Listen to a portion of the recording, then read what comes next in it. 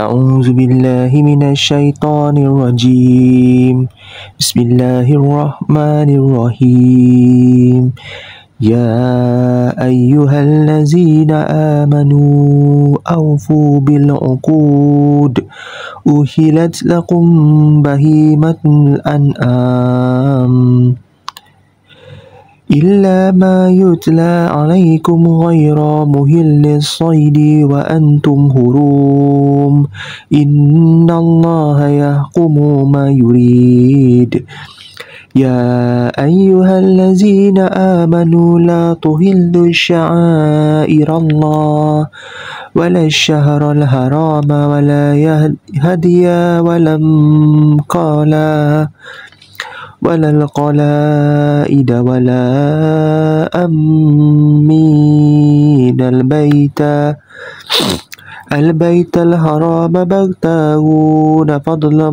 من ربهم ورضوانا وإذا هللتم فاصطادوا ولا يجرمنكم شنآن قوم أن صدوكم عن المسجد الحرام أن تعتدوا وتعاونوا على البر والتقوى ولا تعاونوا على الإثم والعدوان واتقوا الله إن الله شديد العقاب. حرمت عليكم الميتة والدم واللحم الخنزير وما أهل لغير الله به والمنهافة والموقوذة والمتردية والناتهات وما أكل السبع إلا ما زكيتم وما ذبح على نصب وأن تستقسموا بالأزلام ذلكم فسق. اليوم يئس الذين كفروا من دينكم فلا تخشوهم واخشون اليوم أكملت لكم دينكم وأتممت عليكم نعمتي ورضيت لكم الإسلام مدينة فمن اضطر في مهمسة غير متجانف لإثم فإن الله غفور رحيم. يسألونك ماذا أهل لهم قل أهل لكم الطيبات وما علمتم من الجوارح مكلبين تعلمونهن مما علمكم الله فقولوا مما أمسكنا عليكم واذكروا اسم الله عليه واتقوا الله إن الله سريع الحساب. اليوم أحل لكم الطيبات وطعام الذين أوتوا الكتاب حل لكم وطعامكم حل لهم والمحصنات من المؤمنات والمحصنات من الذين أوتوا الكتاب من قبلكم إذا آتيتموهن أجورهن محصنين غير مسافهين ولا متخذي أحزان ومن يكفر بالإيمان فقد حبط أعماله وهو في الآخرة من الخاسرين. يا أيها الذين آمنوا إذا قمتم إلى الصلاة فاغسلوا وجوهكم وأيديكم إلى المرافق وامسحوا برؤوسكم وأرجلكم إلى الكعبين وإن كنتم جنوبا فاطهروا وإن كنتم مرضى أو على سفر أو جاء أحد منكم من الغائط أو لمستم النساء فلم تجدوا ماء فتيمموا صعيدا طيبا فامسحوا بوجوهكم وأيديكم منه ما يريد الله ليجعل عليكم من حرج ولكن يريد ليطهركم وليتم نعمته عليكم لعلكم تشكرون واذكروا نعمة الله عليكم وميثاقات الذي واثقكم به إذ قلتم سمعنا وأطعنا واتقوا الله إن الله عليم بذات الصدور يا أيها الذين آمنوا كونوا قوامين لله شهداء بالقسط ولا يجرمنكم شنآن قوم على ألا تعدلوا اعدلوا هو أقرب للتقوى واتقوا الله إن الله خبير بما تعملون وعد الله الذين آمنوا وعملوا الصالحات لهم مغفرة وأجر عظيم والذين كفروا وكذبوا بآياتنا أولئك أصحاب الجحيم يا أيها الذين آمنوا اذكروا نعمة الله عليكم إذ هم قوم أن يبسطوا إليكم أيديهم فكف أيديهم عنكم واتقوا الله وعلى الله فليتوكل المؤمنين ولقد أخذ الله ميثاق بني إسرائيل وبعثنا منهم 12 نقيبا وقال الله إني معكم لئن أقمتم الصلاة وآتيتم الزكاة وآمنتم برسول وأزرتموهم وأقرضتم الله قرضا حسنا لا أكفرن عنكم سيئاتكم ولا أدخلنكم جنات تجري من تحتها الأنهار فمن كفر بعد ذلك منكم فقد ضل سواء السبيل فبما نقضهم ميثاقهم لأنهم وجعلنا قلوبهم قصية يحرفون الكلمة عن مواضعه ونسوا خذا مما ذكروا به ولا تزالوا تطلعوا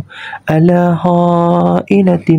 منه إلا قليلا منهم فاعف عنهم واصفح إن الله يحب المحسنين ومن الذين قالوا إنا نصارى أخذنا ميثاقهم فنسوا حظا مما ذكروا به فأغرقنا بينهم العداوة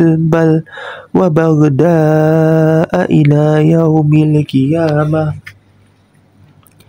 وسوف ينبئهم الله بما كانوا يصنعون يا أهل الكتاب قد جاءكم رسولنا يبين لكم كثيرا مما كنتم تخفون من الكتاب ويعفو عن كثير قد جاءكم من الله نور وكتاب مبين يهدي به الله من اتبع رضوانه سبل السلام ويخرجهم من الظلمات إلى النور بإذنه ويهديهم إلى صراط مستقيم لقد كفر الذين قالوا إن الله هو المسيح ابن مريم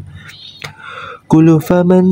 يملك من الله شيئا إن أراد أن يهلك المسيح ابن مريم وأمه ومن في الأرض جميعا ولله ملك السماوات والأرض وما بينهما يهلك ما يشاء والله على كل شيء قدير وقالت اليهود والنصارى نحن أبناء الله وأحباؤه قل فلما يعذبكم بذنوبكم بل أنتم بشر ممن خلق يغفر لمن يشاء ويعذب من يشاء ولله ملك السماوات والأرض وما بينهما وإليه المصير يا أهل الكتاب قد جاءكم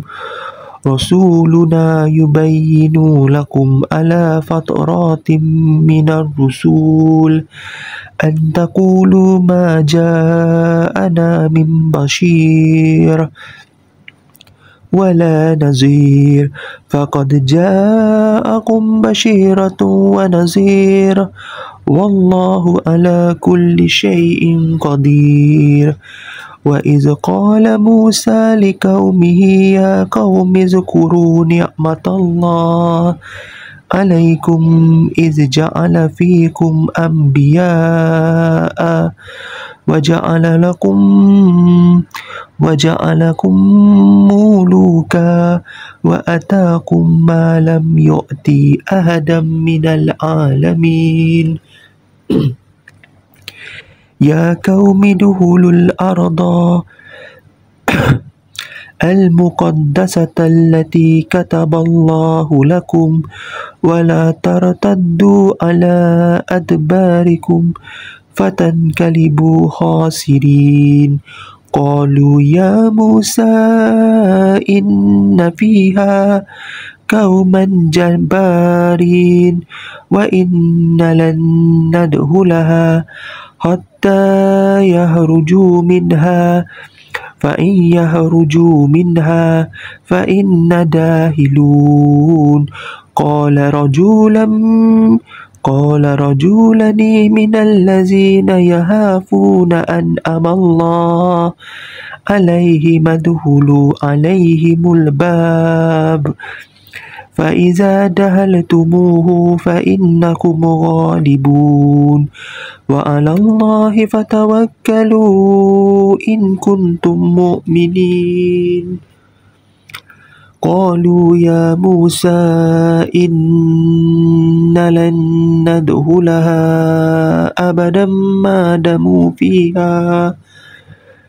فاذهب أنت وربك فقاتلا إنها هنا قائدون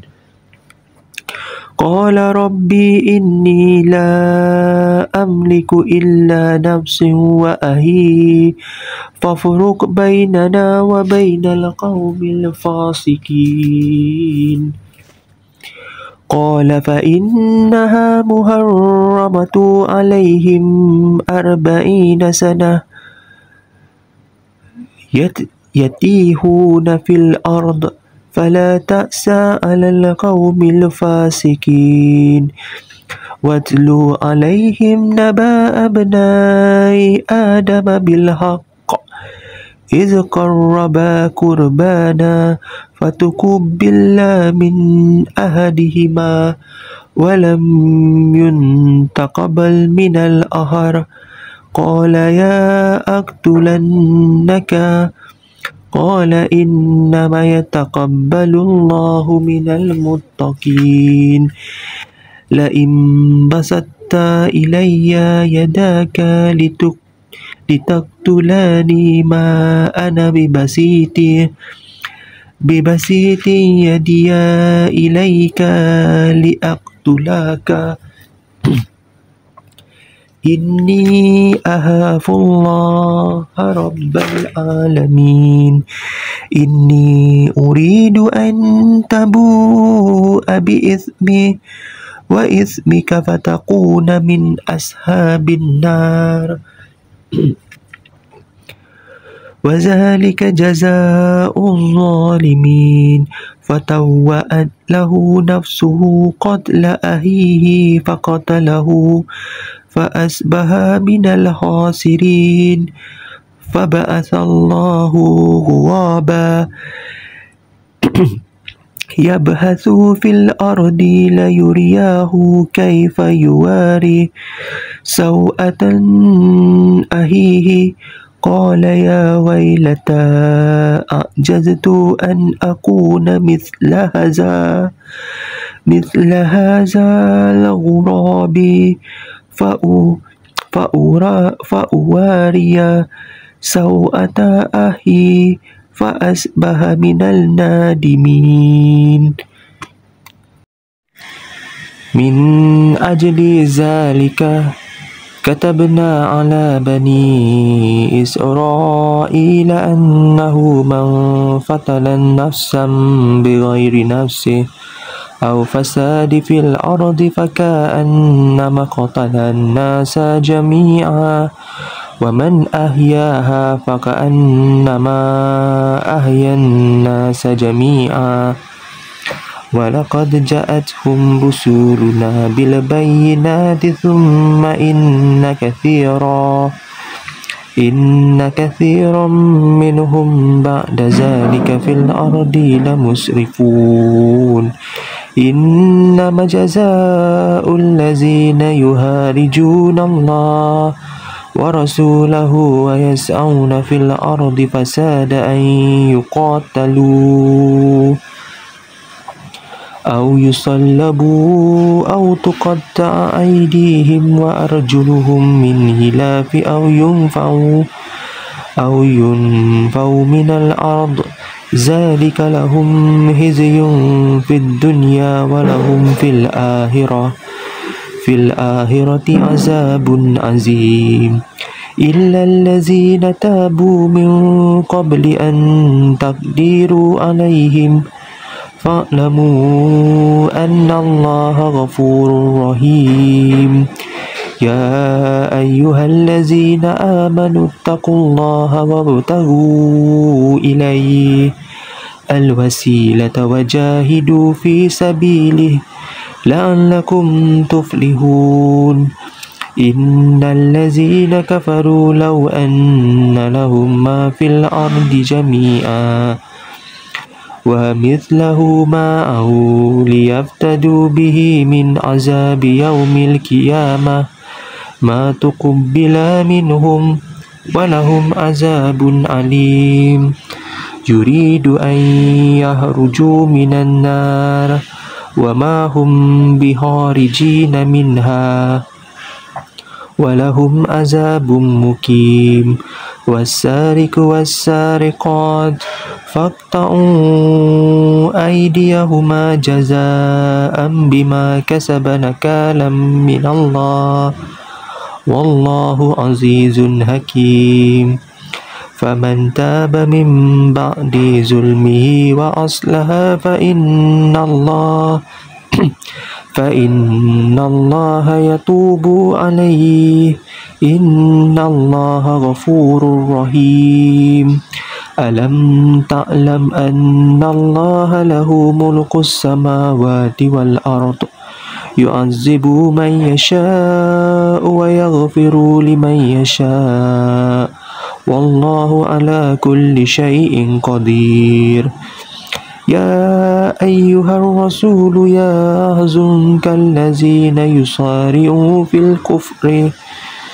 من الذين قالوا آمنا بأفواههم ولم تؤمن قلوبهم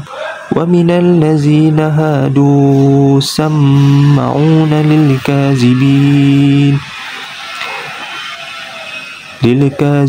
سماعون لقوم آخرين لم يأتوك يحرفون الكلمة من بعد مواضعه يقولون إن أوتيتم هذا فخذوه وإن لم تؤتوه فاحذروا ومن يرد الله فتنته فلن تملك له من الله شيئا أولئك الذين لم يرد الله أن يطهر قلوبهم لهم في الدنيا خزي ولهم في الآخرة عذاب عظيم سماعون للكاذب أكلون للسحت فإن جاءوك فاحكم بينهم أو أعرض عنهم وإن تعرض عنهم فلن يضروك شيئا وإن حكمت فاحكم بينهم بالقسط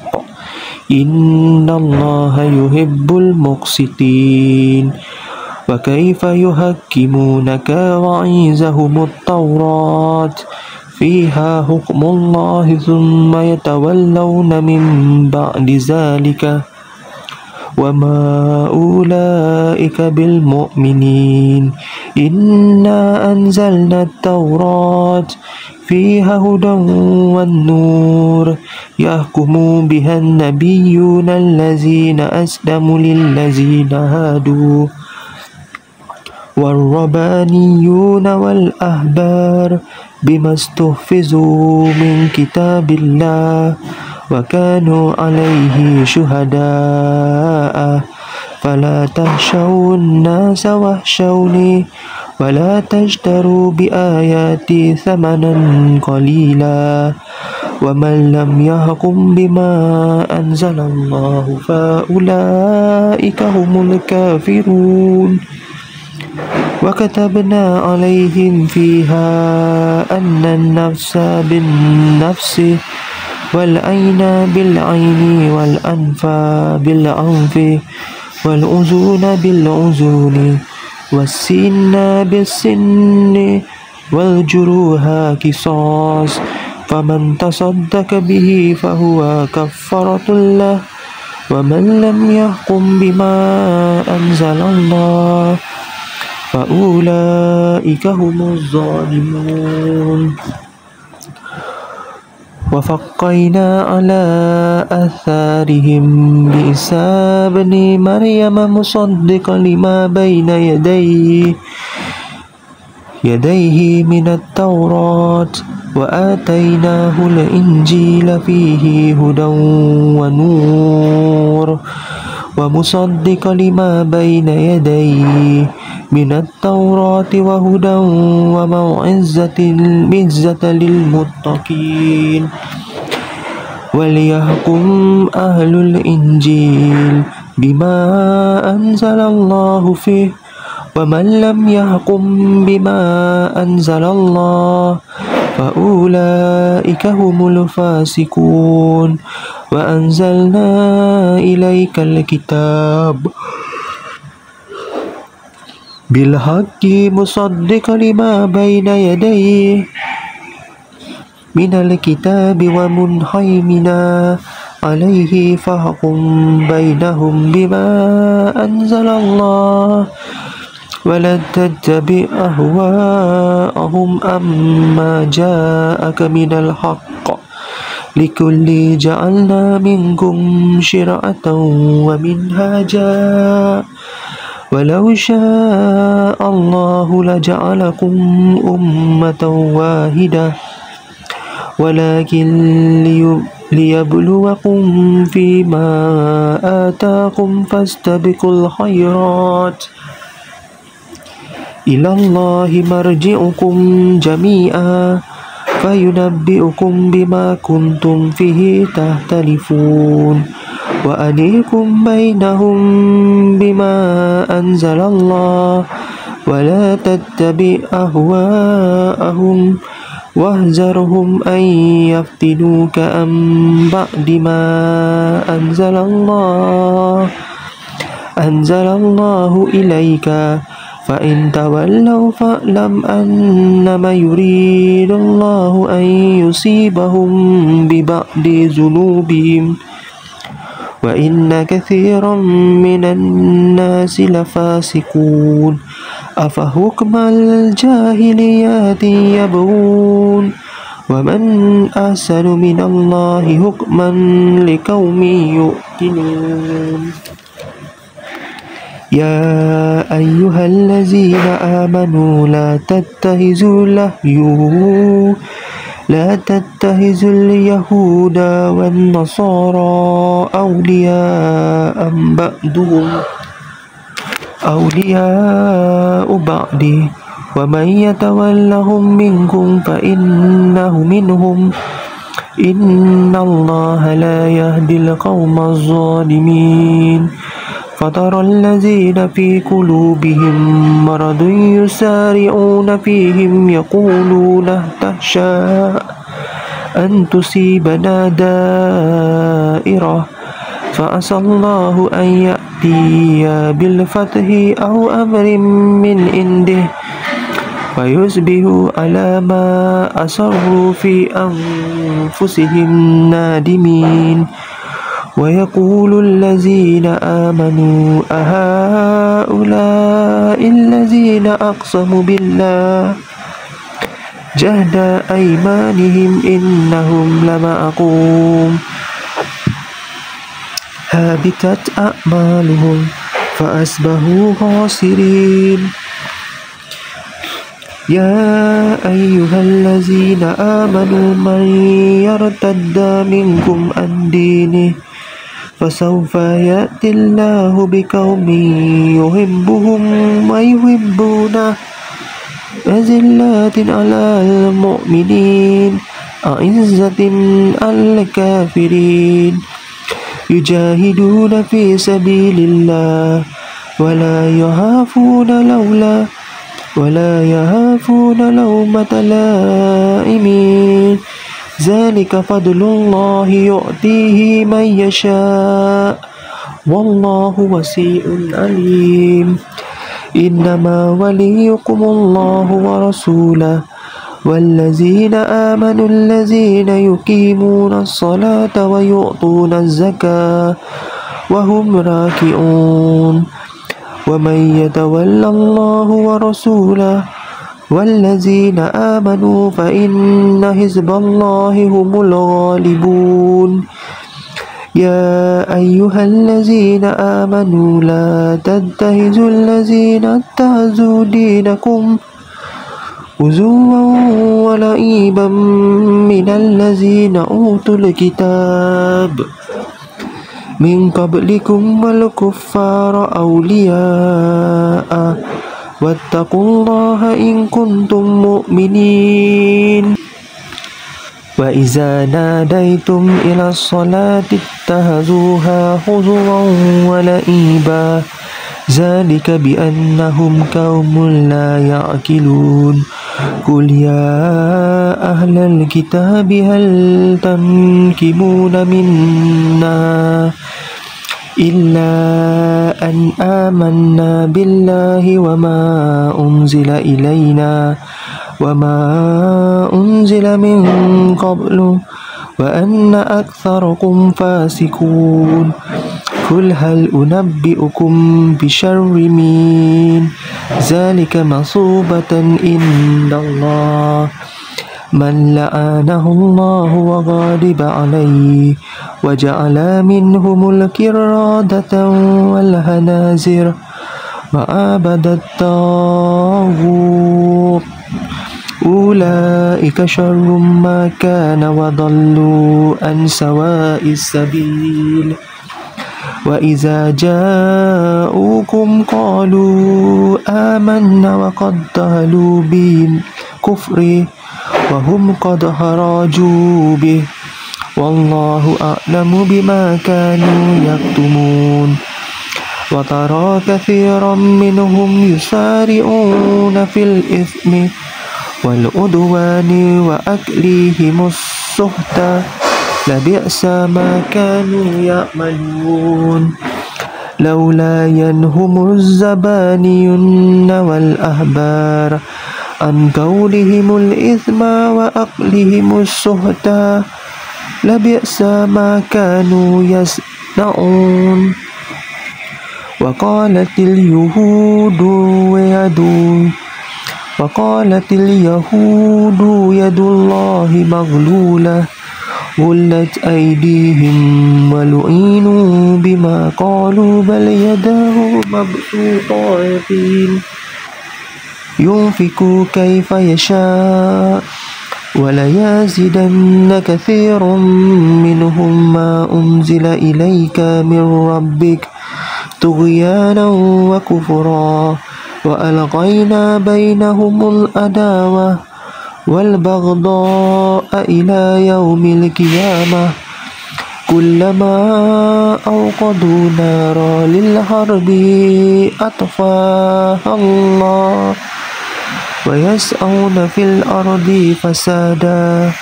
والله لا يحب المفسدين ولو أن أهل الكتاب آمنوا واتقوا لكفرنا عنهم سيئاتهم ولا أدخلناهم جنات النعيم ولو أنهم أقاموا التوراة والإنجيل وما أنزل إليهم من ربهم لكانوا من فوقهم ومن تحت أرجلهم منهم أمة مقتصدة وكثير منهم ساء ما يعملون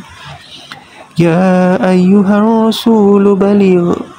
ما أنزل إليك من ربك وإن لم تفعل فما بلغت رسالته والله يعصمك من الناس إن الله لا يهدي القوم الكافرين قل يا أهل الكتاب لستم على شيء حتى تقيموا التوراة والإنجيل وما أنزل إليكم من ربكم وليزيدن كثيرا منهم ما أنزل إليك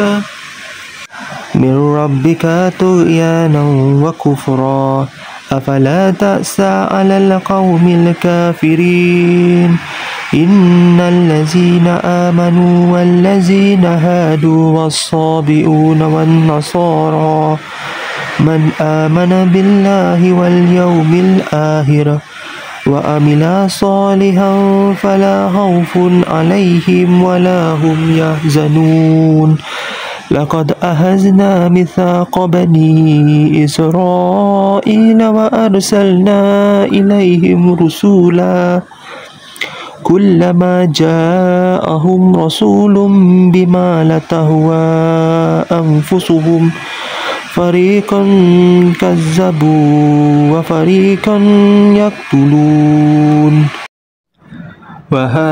وحاسبوا ألا تكون فتنة فآمنوا وسموا ثم تاب الله عليهم ثم أموا وصموا كثير منهم والله بصير بما يعملون لقد كفر الذين قالوا إن الله هو المسيح ابن مريم وقال المسيح يا بني إسرائيل اعبدوا الله ربي وربكم إنه من يشرك بالله فقد حرم الله عليه الجنة ومأواه النار وما للظالمين من أنصار لقد كفر الذين قالوا إن الله ثالث ثلاثة وما من إله إلا إله واحد وإن لم ينتهوا أما يقولون ليمسن الذين كفروا منهم عذاب أليم أفلا يتوبون إلى الله ويستغفرونه والله غفور رحيم ما المسيح ابن مريم إلا رسول قد خلت من قبله الرسل وأمه صديقة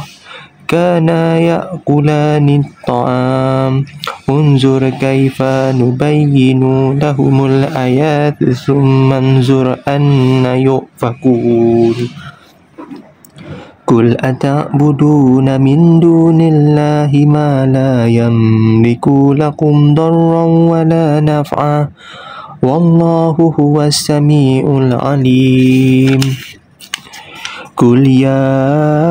أهل الكتاب لا تغلوا في دينكم غير الحق ولا تتبعوا أهواء قوم قد ضلوا من قبل وأضلوا كثيرا وضلوا عن سواء السبيل لئن الذين كفروا من بني إسرائيل على لسان داود وعيسى بن مريم ذلك بما عصوا وكانوا يعتدون كانوا لا يتناهون عن منكر فعلوه لبئس ما كانوا يفعلون ترى كثيرا منهم يتولون الذين كفروا لبئس ما قدمت لهم أنفسهم أن سخط الله عليهم وفي العذاب هم خالدون ولو كانوا يؤمنون بالله والنبي وما أنزل إليه ما اتخذوهم أولياء ولكن كثيرا منهم فاسقون لا تجدن أشد الناس عداوة للذين آمنوا اليهود والذين أشركوا ولا تجدن أقربهم مودة للذين آمنوا الذين قالوا إنا نصارى ذلك بأن منهم قسيسين ورهبانا وأنهم لا يستكبرون وإذا سمعوا ما أنزل إلى الرسول ترى أعينهم تفيض من الدمع مما عرفوا من الحق يقولون ربنا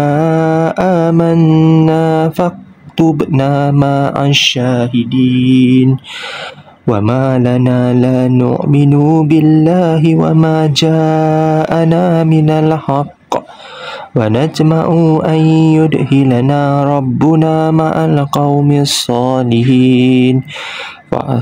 فأثابهم الله بما قالوا جنات تجري من تحتها الأنهار خالدين فيها وذلك جزاء المحسنين والذين كفروا وكذبوا بآياتنا أولئك أصحاب الجحيم يا أيها الذين آمنوا لا تحرموا طيبات ما أهل الله لكم ولا تعتدوا إن الله لا يحب المعتدين وكلوا مما رزقكم الله حلالا طيبا واتقوا الله الذي أنتم به مؤمنون لا يؤاخذكم الله باللغو في أيمانكم ولكن يؤاخذكم بما عقدتم الأيمان فكفارته إطعام 10 مساكين من أوسط ما تطعمون أهلكم أو كسوتهم أو تحرير رقبة فمن لم يجد فصيام 3 أيام ذلك كفارة أيمانكم إذا حلفتم واحفظوا أيمانكم كذلك يبين الله لكم آياته لعلكم تشكرون يا أيها الذين آمنوا إنما الخمر والميسر والأنصاب والأزلام رجس من عمل الشيطان فاجتنبوه لعلكم تفلحون إنما يريد الشيطان أن يوقع بينكم العداوة والبغضاء في الخمر والميسر ويصدكم عن ذكر الله وعن الصلاة فهل أنتم منتهون وأطيعوا الله وأطيعوا الرسول واحذروا فإن توليتم فاعلموا أنما على رسولنا البلاغ المبين ليس على الذين آمنوا وعملوا الصالحات جناح فيما طعموا إذا ما اتقوا وآمنوا وعملوا الصالحات ثم اتقوا وآمنوا ثم اتقوا وأحسنوا والله يحب المحسنين يا أيها الذين آمنوا لا يبلونكم الله بشيء من الصيد تناله أيديكم ورماحكم ليعلم الله من يخافه بالغيب فمن اعتدى بعد ذلك فله عذاب عليم يا أيها الذين آمنوا لا تقتلوا الصيد وأنتم حرم ومن قتله منكم متعمدا فجزاء مثل ما قتل من النعم يحكم به ذوى عدل منكم هديا بلغ الكعبة وكفارة طعام مساكين أو أدل ذلك صياما ليذوق وبال أمره غفر الله عما سلف ومن عاد فينتقم الله منه والله عزيز الانتقام أهل لكم صيد البحر وطعامه متاعا لكم وللسيارة وحرم عليكم صيد البر ما دمتم حرما واتقوا الله الذي إليه تحشرون جعل الله الكعبة البيت الحرام قيما للناس والشهر الحرام والهدي والقلائد ذلك لتعلموا أن الله يعلم ما في السماوات وما في الأرض وأن الله بكل شيء عليم اعلموا أن الله شديد العقاب وأن الله غفور رحيم ما على الرسول إلا البلاغ والله يعلم ما تبدون وما تكتمون قل لا يستوي الخبيث والطيب ولو أعجبك كثرة الخبيث فاتقوا الله يا أولي الألباب لعلكم تفلحون يا أيها الذين آمنوا لا تسألوا عن أشياء إن تبدى لكم تسؤكم وإن تسألوا عنها حين ينزل القرآن تبدى لكم عفى الله عنها والله غفور حليم قد سألها قوم من قبلكم ثم أصبحوا بها كافرين ما جعل الله من يجيرة ولا سائبة ولا وصيلة ولا هام ولكن الذين كفروا يفترون على الله الكذب وأكثرهم لا يعقلون وإذا قيل لهم تعالوا إلى ما أنزل الله وإلى الرسول قالوا حسبنا وما وجدنا عليه آباءنا أولو كان آباؤهم لا يعلمون شيئا ولا يهتدون يا أيها الذين آمنوا عليكم أنفسكم لا يضركم من ضل إذا اهتديتم إلا الله مرجعكم جميعا فينبئكم بما كنتم تعملون يا أيها الذين آمنوا شهادة بينكم إذا حضر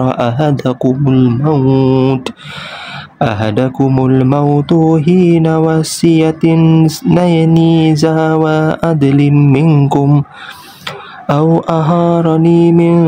غيركم إن أنتم ضربتم في الأرض فأصابتكم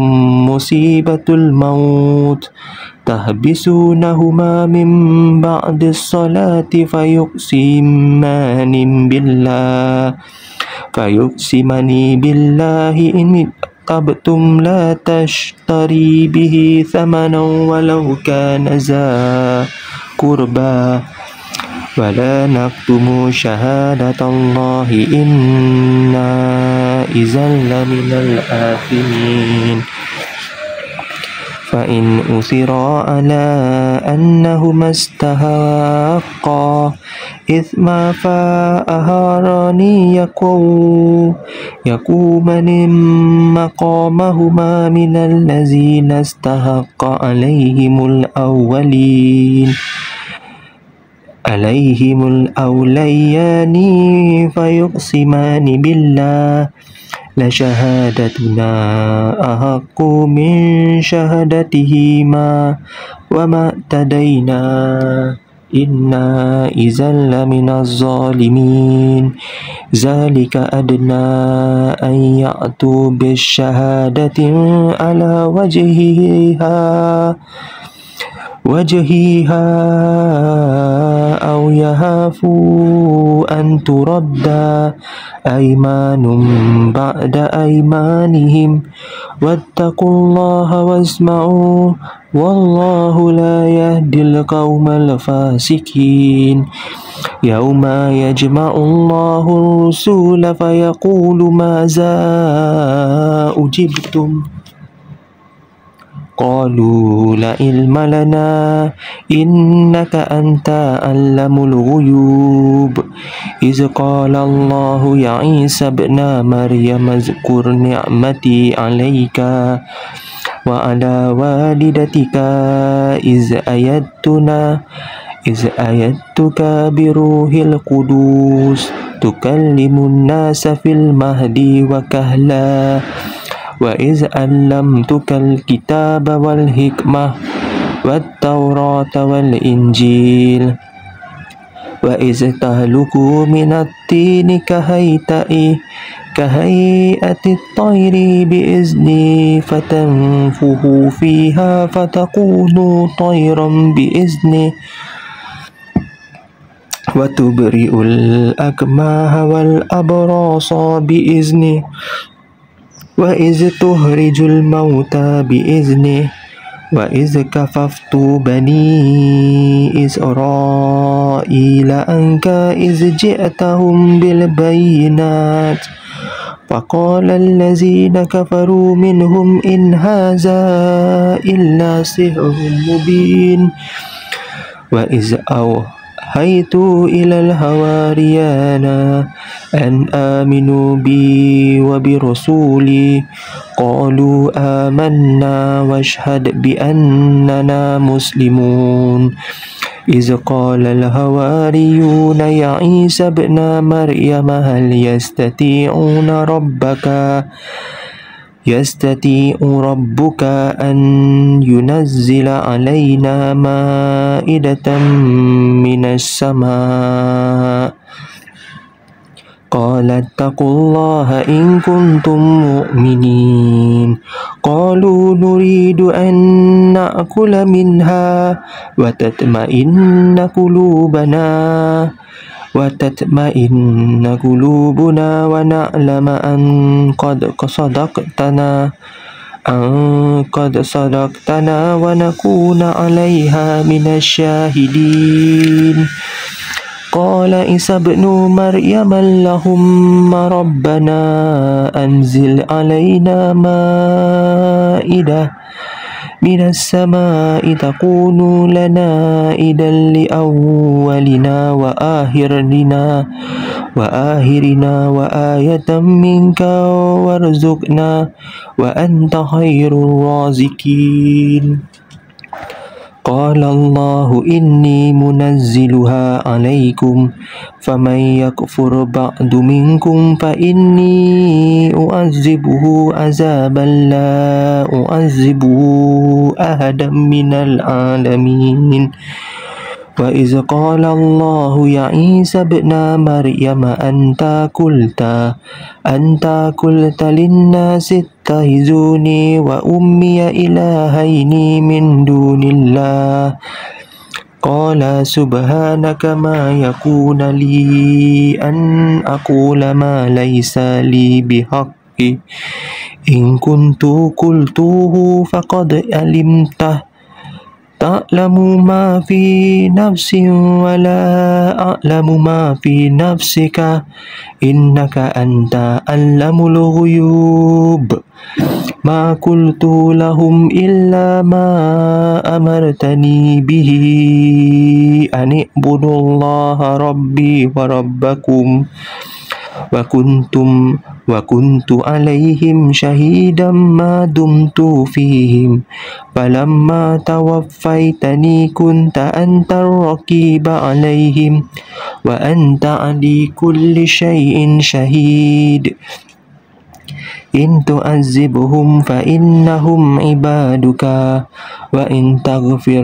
وإن تغفر لهم فإنك أنت العزيز الحكيم قال الله هذا يوم ينفع الصادقين صدقهم لهم جنات تجري من تحتها الأنهار خالدين فيها أبدا رضي الله عنهم ورضوا عنه ذلك الفوز العظيم لله ملك السماوات والأرض وما فيهن وهو على كل شيء قدير صدق الله العظيم.